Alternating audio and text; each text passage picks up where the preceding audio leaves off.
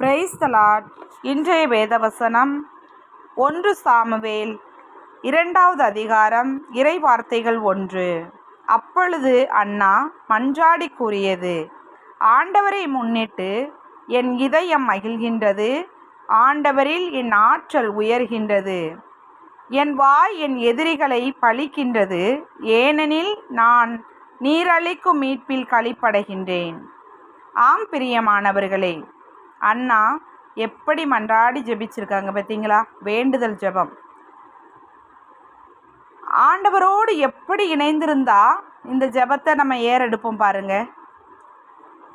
நம்மளே சில நேரங்களில் ஆண்டவரிடத்துல அப்படி நெருங்கி ஜெபிக்கும் பொழுது அப்படியே மகிழ்ச்சியாக இருக்கும். ஏன்னா அவர் நமக்குள்ளே இருக்கும் பொழுது நம்ம என்ன செய்ய மாட்டோம்? வருத்தப்பட மாட்டோம். நம்ம மகிழ்ச்சியாக தான் இருப்போம். ஏன்னா அந்த மகிழ்ச்சி அவர் நம்மளுக்கு நிரந்தரமாக தந்திருக்கிறார். அவர் நமக்குள்ள ஒவ்வொரு நாளும் இருக்கும் பொழுது அந்த அண்ணாவை போல அவங்க எப்படி ஜெபிச்சிருக்காங்க பார்த்தீங்களா? ஆண்டவரில் என் ஆற்றல் உயர்கின்றது. அவர் நம்மளோடு கூட இருக்கும் பொழுது நம்மளுடைய ஆற்றல் எப்படி இருக்கின்றது? உயர்வாக இருக்கின்றது. அவர் உயர்வான இடங்களில் கொண்டு செல்லக்கூடிய ஆண்டவராக இருக்கிறார். மனிதர்கள் நம்மளை என்ன செய்யலாம்? சில நேரங்களில் நொறுக்கி போடலான்னு நினைக்கலாம், இவங்க கீழே விழலான்னு நினைக்கலாம். ஆனால் ஆண்டவர் அப்படிப்பட்ட ஆண்டவர் இல்லை. அவர் நம்மளோடு கூட இருக்கும் பொழுது நம்மளுடைய ஆற்றலை எப்படி செய்கின்றார்? உயரச் செய்கின்றார். பிரியமானவர்களே, அவர் அளிக்கும் மீட்பில் நம்ம என்ன செய்வோமா? களிப்படைகின்றோம். அவர் நம்மளை என்ன செய்வோம்? நம்ம சில நேரங்களில் எதிலையாவது ஒரு கஷ்டத்தில் இருக்கும் பொழுது எல்லாமே தடைப்பட்ட காரியமாக, ஒரு மீட்கப்படாதபடிக்கு தடைப்பட்ட காரியமாக இருக்கும். அப்போ நம்ம துவண்டு போயிடுவோம். ஒரு சில நொடிகளில் என்ன செஞ்சுருவோம்? எல்லாரும் கைவிட்டுட்டாங்களே, மனுஷர் இப்படி தான் கைவிடுவாங்களா அப்படின்னு சொல்லி அந்த நேரம்தான் அவங்கள பற்றி என்ன செய்ய முடியும்? அறிய முடியும். ஆனால் அந்த நேரத்தில் தான் நம்மளை என்ன செய்வார்? ஆண்டவர் தேவன் நம்மளை தூக்கி எடுக்கிறவராக இருக்கிறார். பிரியமானவர்களே, அவரது கரத்தை நம்ம மீது கொடுத்து நம்மளுடைய கரத்தை பற்றி பிடித்து நீ அஞ்சாதே அப்படின்னு ஒரு வார்த்தை சொல்லும் பொழுது பாருங்க, அதில் நம்ம மகிழ்ச்சி அடைகின்றோம். அப்போ அவருடைய வார்த்தை நம்மளுக்குள்ளே இருக்கும் பொழுது நம்ம ஆனந்த களிப்பில் என்ன செய்கிறோம்? ஜெபிக்கிறோம். அந்த ஜெபிக்கும் பொழுது பாருங்க, அவருக்குள்ள வேரூன்றி நின்று ஜெபிக்கும் பொழுது நம்மளுடைய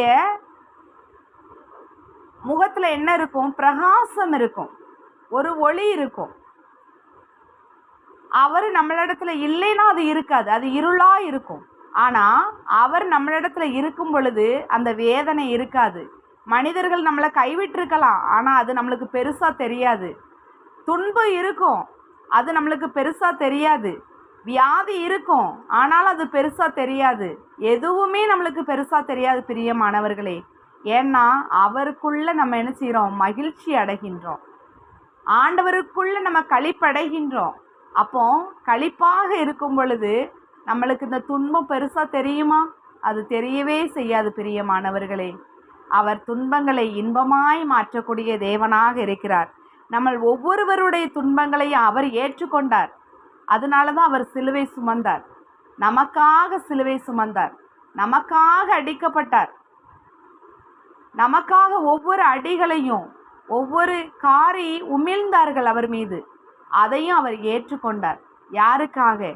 நம்ம மீட்கப்படணும், நம்மளுடைய பாவங்களிலிருந்து மீட்கப்பட வேண்டும், நம்மளுடைய கட்டுகளிலிருந்து மீட்கப்பட வேண்டும், நம்மளுடைய தடைகளிலிருந்து மீட்கப்பட வேண்டும் சொல்லி அவர் அடிக்கப்பட்ட ஒரு ஆட்டுக்குட்டியாக இருந்தார். பிரியமானவர்களே, நம்ம அவருக்குள்ள ஒவ்வொரு நாளும் இருக்க இருக்க அவர் நம்மளுக்கு அந்த மகிழ்ச்சியை தருவார்.